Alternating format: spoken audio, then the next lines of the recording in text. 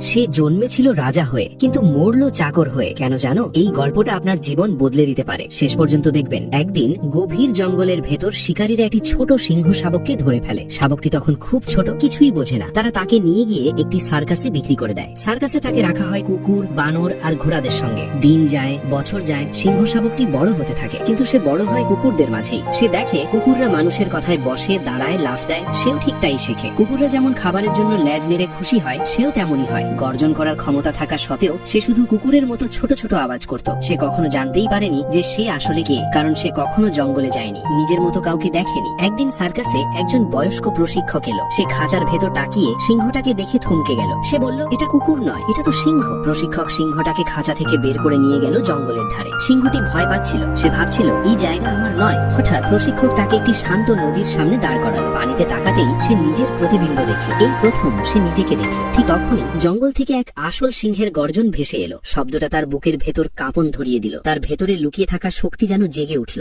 হঠাৎ সে নিজের মুখ খুলল আর বেরিয়ে এলো এক ভয়ঙ্কর গর্জন। সেই মুহূর্তে সে বুঝে গেল সে কুকুর নয়, সে সিংহ। কিন্তু দুঃখের বিষয়, এই উপলব্ধি তার জীবনের একেবারে শেষ প্রান্তে এসেই এলো। সারা জীবন সে অন্যদের মতো হতে গিয়ে নিজের আসল শক্তিটা ব্যবহারই করতে পারল না। গল্পের শিক্ষা, আপনি যাদের মাঝে বড় হন, আপনি ধীরে ধীরে তাদের মতোই হয়ে যান। ভুল পরিবেশ আপনাকে নিজের ক্ষমতা ভুলিয়ে দিতে পারে। আপনি কে এটা অন্যরা ঠিক করে দেবে না, আপনাকেই জানতে হবে। নিজেকে ছোট ভাবা ছেড়ে দিন, কারণ আপনার ভেতরেও গর্জন করার শক্তি আছে। মনে রাখবেন, আপনি যদি সিংহ হয়ে জন্মান, তাহলে সারা জীবন কুকুরের মতো বাঁচার কোনো দরকার নেই।